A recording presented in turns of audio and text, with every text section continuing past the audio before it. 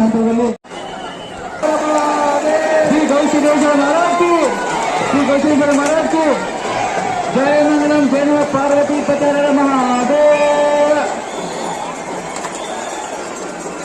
ಮಹಾಮಹಿಮ ರಥೋತ್ಸವ ಚಾಲನೆ ನಂತರ ತೊಟ್ಟಿಲು ಕಾರ್ಯಕ್ರಮ ನಡೀತದೆ ಶ್ರೀಮಠದಲ್ಲಿ. ಎಲ್ಲ ಮಾತೆಯರು ಕೂಡ ಆ ತೊಟ್ಟಿಲು ಕಾರ್ಯಕ್ರಮದಲ್ಲಿ ಭಾಗವಹಿಸಬೇಕು. ಅದಾದ ನಂತರದಲ್ಲಿ ವೇದಿಕೆ ಕಾರ್ಯಕ್ರಮ ನಡೀತದೆ.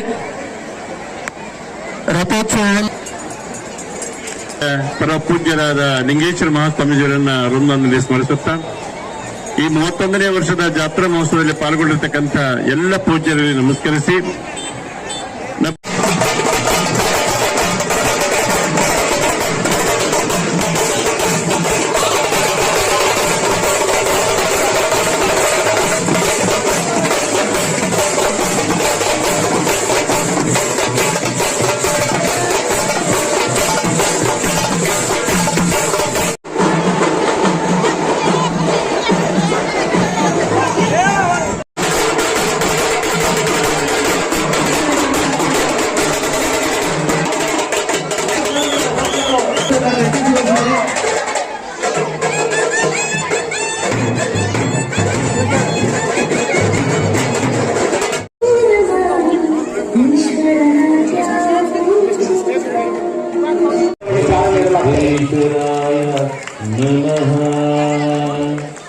ನೆತ್ತಿ ಚೀಲವನ್ನ ಕೊಡುವಂತ ಆ ಶ್ರೀಮಠ ಅಂತಂದ್ರೆ ಹಡಗಲಿಯ ಗೌಸಿದ್ದೇಶ್ವರ ಮಠ ಅನ್ನುವಂತಹದನ್ನ ಇಲ್ಲಿ ಹೇಳಲಿಕ್ಕೆ ಇಷ್ಟಪಡುತ್ತೇನೆ.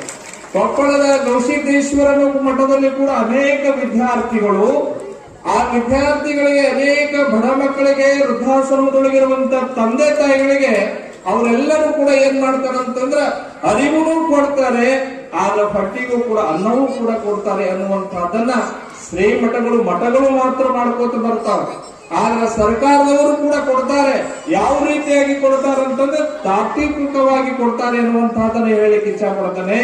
ಆದ್ರ ಎಲ್ಲಾ ಸದ್ಭಕ್ತರಿಗೂ ವಿದ್ಯಾರ್ಥಿಗಳಿಗೂ ವಿದ್ಯಾರ್ಥಿಯರಿಗೂ ಕೂಡ ಒಂದು ಒಳ್ಳೆಯ ಸಾಧನೆ ಮಾಡುವಂತ ಸಾಧಕರಿಗೂ ಕೂಡ ಒಂದಿಷ್ಟು ಸಾಧನೆ ಮಾಡುವಂತ ಸಾಧಕರಿಗೂ ಕೂಡ ಅನುಕೂಲ ಮಾಡುವಂತಹದ್ದು ಅಂದ್ರೆ ಅವು ಮಠ ಮಂದಿರಗಳು ಮಾತ್ರ ಅನ್ನುವಂತ ಹಿನ್ನೆಲೆಯೊಳಗ ಇಲ್ಲಿ ಹೇಳಲಿಕ್ಕೆ ಇಚ್ಛಾ ಪಡ್ತೇನೆ. ತಾವೆಲ್ಲರೂ ಕೂಡ ನ ಭೂತೋ ನ ಭವಿಷ್ಯತಿ ಎನ್ನುವ ಹಾಗೆ ಗುರುಗಳ ಒಂದು ಸಾನ್ನಿಧ್ಯದೊಳಗ ಗುರುಗಳ ಆದೇಶದ ಪ್ರಕಾರ ಸದ್ಭಕ್ತರ ಭಕ್ತಿಯ ಪ್ರಕಾರ ತಾವೆಲ್ಲರೂ ಕೂಡ ಕೊಪ್ಪಳದ ಗವಿಸಿದ್ದೇಶ್ವರರ ಒಂದು ಯಾತ್ರಾ ಮಹೋತ್ಸವವನ್ನ ತಾವೆಲ್ಲರೂ ವಿಜೃಂಭಣೆಯಿಂದ ಮಾಡಿದರೆ ಎನ್ನುವಂತ ಮಾತನ್ನ ಇಲ್ಲಿ ಹೇಳಲಿಕ್ಕೆ ಇಚ್ಛಾ ಪಡ್ತಾನೆ. ಪರಮ ಪೂಜ್ಯರಾಗಿರುವಂತಹ ಹಿರಿಶಾಂತವೀರ ಮಹಾಸ್ವಾಮೀಜಿಯವರು ಕೂಡ 5 ದಿವಸಗಳ ಪರ್ಯಂತರವಾಗಿ ಮೊನ್ನೆ ತಾನೇ ಧ್ವಜಾರೋಹಣ ಮಾಡಿ ಹೋದೆ. ಧ್ವಜಾರೋಹಣ ಮಾಡಿ ಚಾಲನೆ ಕೊಟ್ಟು ಹೋದಾಗ ಜಗತ್ತು ಮಹಾಕುಂಭ ಮೇಳ ಕಡೆ ಹೋಗ್ತಾ ಇದೆ. ಇಡೀ ಜಗತ್ತು, ನಮ್ಮ ಭಾರತ ದೇಶ ಒಂದೇ ಅಲ್ಲ, ಎಲ್ಲಾ ದೇಶದ ಜನರು ಇವತ್ತು ಪ್ರಯಾಗರಾಜ್ ಅಂತಕ್ಕಂಥ ಕುಂಭಮೇಳ ಕಡೆ ಹರಿತಾ ಇದೆ. ಯಾಕೆ ಹರಿತಾ ಇದೆ ಅಂತಂದ್ರೆ ಮಹಾಕುಂಭ ಮೇಳ ಇದು ಎಷ್ಟು ವರ್ಷಕ್ಕೊಮ್ಮೆ ನಡೀತಕ್ಕಂಥದ್ದು?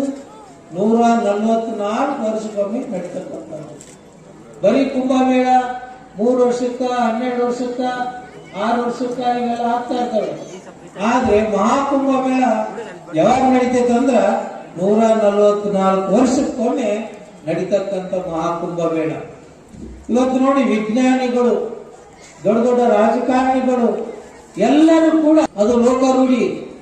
ಪ್ರಪಂಚದಲ್ಲಿ 24 ತಾಸಿನಲ್ಲಿ 12 ತಾಸು ರಾತ್ರಿ, 12 ತಾಸು ಹಗಲು. ಇನ್ನೊಂದು ಕೆಲವು ದೇಶಕ್ಕೆ ಯಾವುದನ್ನು ತರೋದಿಲ್ಲ, ಯಾವುದನ್ನು ಒಯ್ಯೋದಿಲ್ಲ. ಆದ್ರೆ ದಿನದಿನವೂ ಸಂಪಾದನೆ ಮಾತ್ರ ಆಗಿದೆ. ನಾನು ಎಲ್ಲಿಗೆ ಹೋಗಬೇಕಾಗಿದೆ, ನನ್ನ ಕರ್ತವ್ಯ ಏನು ಅಂತಕ್ಕಂಥದ್ದನ್ನು ಕೊಟ್ರೆ ಬಹಳಷ್ಟು ಒಳ್ಳೆಯದಾಗ್ತದೆ.